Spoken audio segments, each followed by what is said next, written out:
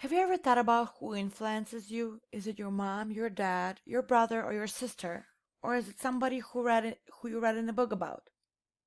Well, my name is Ksenia Weisgam, and this is my PowerPoint about my influencer.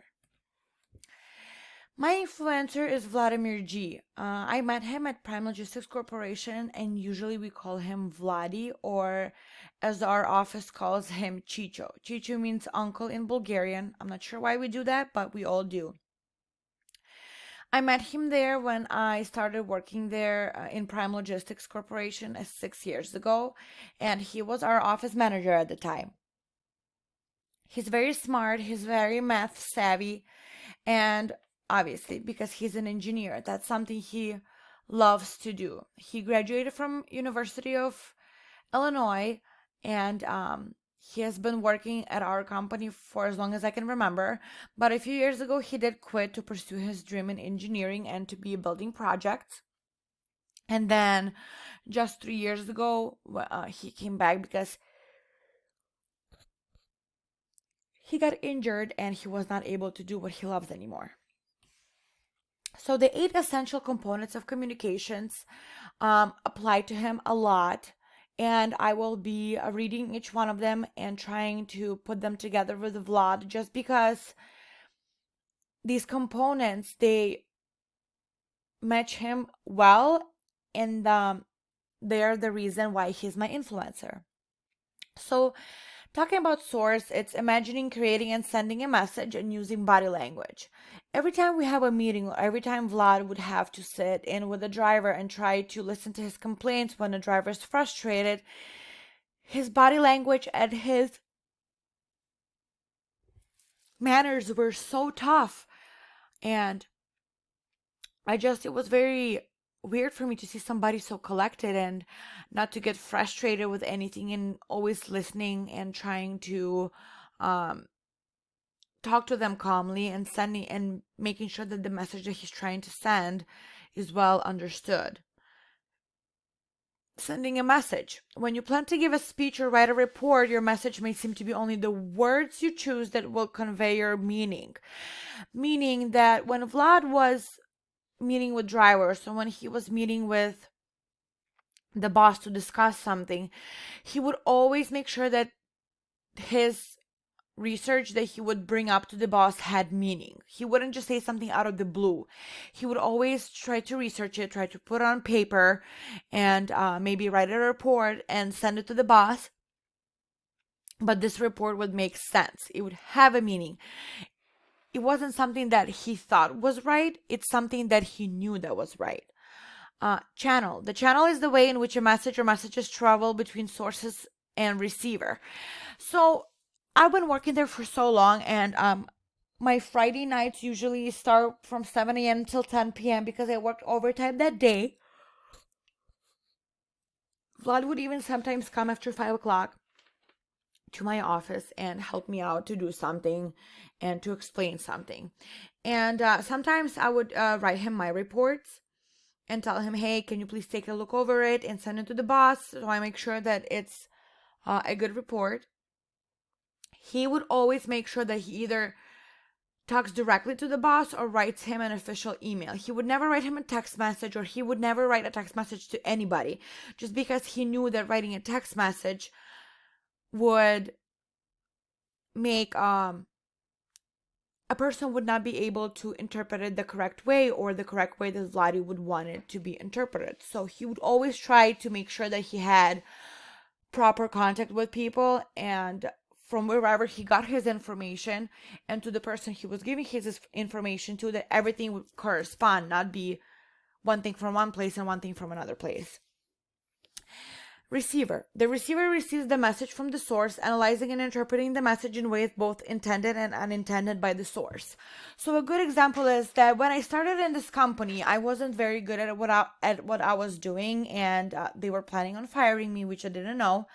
But then Vlad went to the boss, and the boss told him a few reasons, and he reasoned with the boss, and then he actually put me aside and talked to me about it and told me that I need to get my game up and make sure that I stop making mistakes, because if I don't, I'm gonna be let go. And what surprised me the most is how you know, how he said it. Like he was never like, "Hey, you know what? Boss said this, and you're gonna get fired." No, he would always rationalize it. He would make sure that he told me the steps of what he spoke with the boss, and told me what's gonna happen next. And he would always have my back. So he would always try to make sure that he spoke in a way that for me to understand and not to get offended. Feedback. When you respond to the source intentionally or unintentionally, you are giving feedback. I am not going to talk work related with this one because after 5 o'clock, usually I would help dispatchers to be like a after hours dispatch in my trucking company. And Vladi would, as he was the manager of the office, he would stay also with me for a few hours, not until 10 o'clock, but at least until 7. And sometimes if I was not that busy, I would do homework in between that time, in between answering phone calls and tracking where the drivers are. So sometimes if I wrote reports or wrote essays, I would give it to Vladi, and he always knew good feedback to give me. He would always even try to research something or find another source for me or find another resource for me or tell me to look somewhere else or what would be the perfect way to fix something. He would always be helping me out in that, and his feedback made so much sense to me, and they were so valuable to me because he actually spent the time to do it. Environment. The environment is the atmosphere, physical and psychological, where you send and receive the message. What happens is that we always had a nice space, not nice office space, and we always had a room where we met all our drivers. So we wouldn't put the drivers in the same room as us or in the same room where the dispatchers are. We would always put them in a different room where we would always give orientations. Well, he would always make sure that it's nice and clean. He would always make sure that he bought them lunch because we had so many drivers that come from other companies and they were screwed by other companies, not getting paid, not having money to buy themselves lunch. And he would always make the environment that the drivers come into would be comfortable. He would always make sure that everybody is safe where they are, they feel comfortable where they are, they have food on the table, and they have water and coffee and whatever they wanted. Context. The context of the communication interaction involves the setting, scene, and expectations of the individuals involved. So, what Vladi was doing all the time is that when he was trying to talk to somebody, or maybe he was trying to tell somebody that somebody was doing something wrong, he made sure that he didn't do it in front of everybody, and then he took somebody aside. Meaning that the setting and the scene that where he was doing this, we always expect it to be something comfortable and something that you don't feel overwhelmed at. Well, that's what he was doing. He would always put you aside and he would always tell you what's wrong or what's right, or if you're getting a raise or if you're not getting a raise, or if you need to be let go or if you need to make changes. He always made sure that the setting and the scene was comfortable, and it was the best way to have a communication and interact with each other. Interference, the source of noise. I'm not really sure how to connect it to Vlad, but I always know that working with 12 men in one room, we would always be noisy. They would always laugh. They would always play loud music, and sometimes we would not be able to hear what anybody's saying on the phone.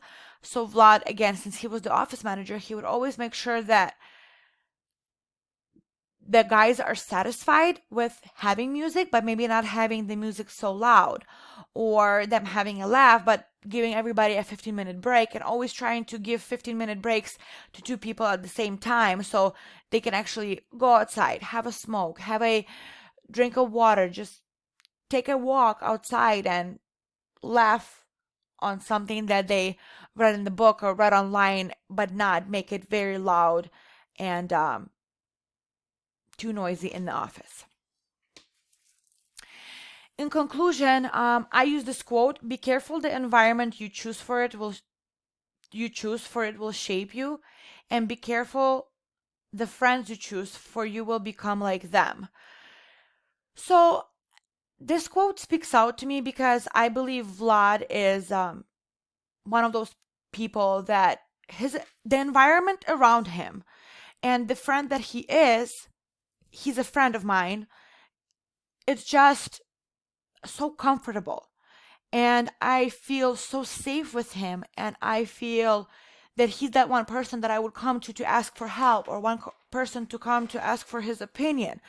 So in this situation, he's my influencer because I want to be like him. I want to be as collected as him. I want to think rationally as him. I want to be able to solve my problems like him, not get all frustrated and mad and upset that something didn't go right or something went the other way. So Vlad is my influencer and he's the friend that I chose, and I would like to become like him.